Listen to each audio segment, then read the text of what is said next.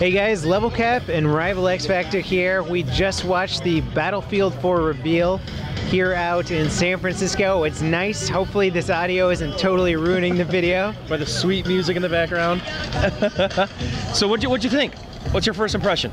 All right, so the video was of single player. It was about 17 minutes long. Yes.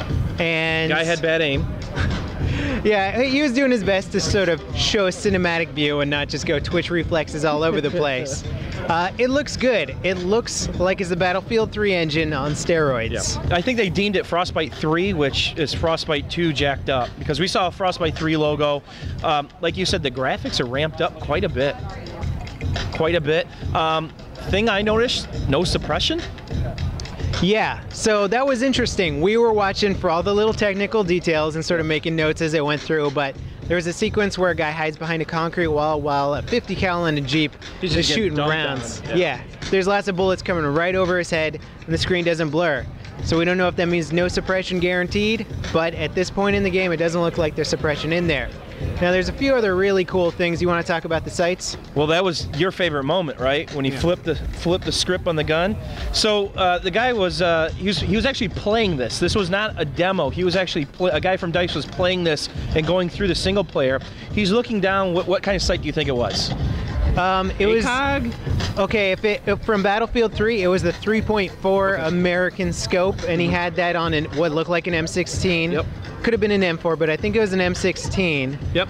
So he's aiming down sight with that scope, and all of a sudden he cocks his gun and goes to irons that are off angle. That was pretty sweet. So now, if you're a close range guy with the Cobra red dot, you can have that, you know, iron sight, but yet have that long distance draw of the 3.4 or ACOG or whatever you're comfortable with. That's cool.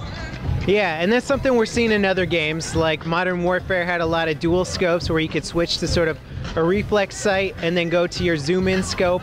And this was just like a cooler way of doing it. You flip your gun about 45 degrees onto the side and use a scope on the side of the gun. Yeah. It looked pretty badass. And there was little to no delay. It was pretty instantaneous. So if you're getting hot and heavy up close, go to that scope, right? Because there's going to be less bouncing around of your scope as you're trying to shoot people, and it's going to be beneficial in close range, I think. Yeah. And okay, so one of the other technical things, I mean, there's a whole story to this video, and we're not going to get into it. We're not going to do a play-by-play. The single player looks cool. It actually makes me want to play it. But one of the other cool technical things that we noticed was spotting. You want to talk about the mechanics of that? Yeah, so spotting, as we know in Battlefield 3, whether you're console or PC, you're spamming a button. You know, you're spamming your Q button. And there's no penalty whatsoever as you're spamming that button, except for maybe your Camarose jumps up every once in a while. Now you physically take your hand off the gun and pop something on your vest, was it? I don't know. It could have been in his hand, maybe. Yeah. I'm not sure where it was. Yeah, but it was like a plunger of some sort. You pop the plunger, and then all the red dots show up, the Doritos show up, then you go back to shooting people. That, and there was no blue tint. There's blue tint here behind us everywhere, but there's no blue tint in the game, I don't think. Yeah, and this could be really kind of monumental to the way that it plays out currently, because right now when I play Battlefield, I'm just spamming that Q button all the time. It's just like second nature. I don't think about it, but it's just... Because there's no penalty, right? Yeah, there's no delay for hitting that Q button, but now you have to take your hand off the rifle. I don't think you can fire it. You got to hit that Q button for a spot. And it was an animation too. It wasn't just he hits his plunger back at it. There was probably at least a half second to full second delay. So now you're talking about real choices. If you're in the heat of a battle, do you keep shooting, hoping to kill everybody, or do you take your hand off the rifle and spot everything? Yeah. Team play. So that's going to add sort of an actual decision there. You know, it's not just going to be the spam fest that it used to be.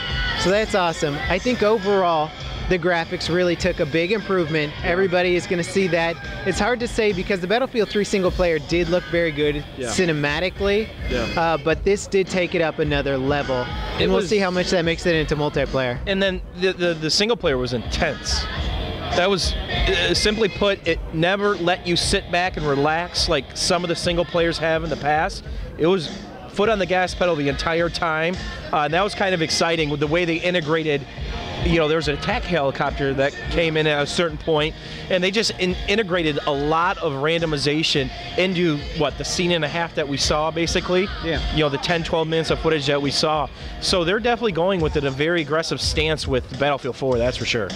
Yeah, and the focus of the presentation, which is something that I think kind of went over the heads of most of the Battlefield 3 guys there, was trying to integrate the single player a little bit more with the multiplayer. Yeah. Make single player a little bit more of an open environment, give you more choices, ability to command your squad mates and stuff. That's a good point. Yeah, so not so much scripting in single player. Fire, right? You could. He talked about you could put your squad mates fire in a certain area, it looked like. Yeah. So that's kind of neat. But you know, the question that we're left with is, what's multiplayer going to be like?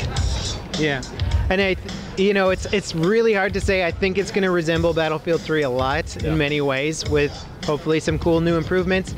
Pretty much confirmed: China, Russia, US. We had the Mi-28 attack helicopter chasing the soldiers around in the video quite a bit. We had the Super Huey transport helicopter. Chicks. There were chicks. Girls. There are girls. And of course the Chinese. It looked, you know, the map. You know, you said it yourself when we're watching this presentation, there's a couple cutscenes where like LevelCap goes, this would be a cool multiplayer map when they're going through that abandoned building, trying to work their way up. So it looks like they're going to have some pretty cool map design, and it looks like they put some thought process into it. But you know, again, what's it really going to be like?